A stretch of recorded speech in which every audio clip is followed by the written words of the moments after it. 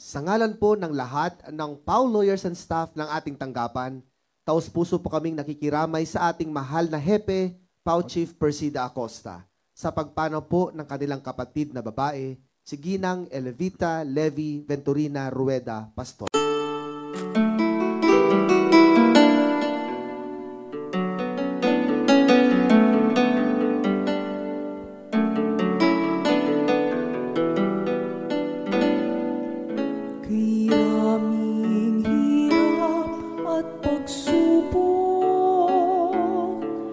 Kagipitan natin alapok, bawat araw ay idinulog, pagdaramdam dusa lungkot, nagmamasid ang ating Ama na nagbibigay ng pag-asa sa panganib at pagturusa, pag-uusig na binabata, hawak lang kapatid, kaibigan, hindi tayo papabayaan, hindi na tayo iiwanan, nandyan siya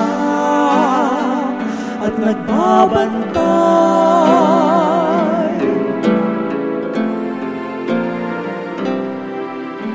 Pangako namin ikaw lamang, buhay lakas sa'yo ay alay, susundin iyong kautusan, matapos man hiram na buhay,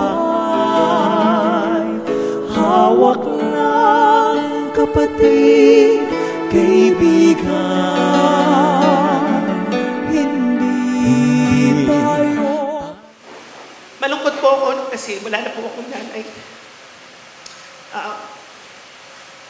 Wala na po akong... Malungkot po kasi wala na po akong mame-message. Kasi po malayo po ako sa kanya. Wala na po akong pangungumusta sa akin at magme-message sa akin.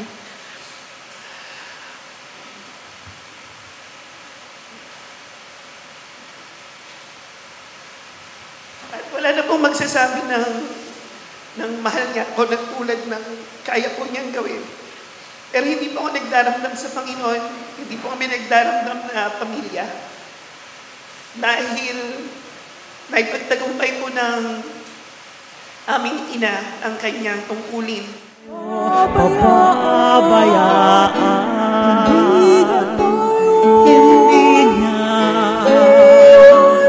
iiwanan, nandyan siya at nagbabantay, hawak lang kapatid, kaibigan, hindi tayo papabayaan, hindi niya tayo iiwanan, nandyan siya at nagbabantay. Ama, kami iyong tulungan, mabigat ang aming pinapasan, tulong mo'y aming kailangan.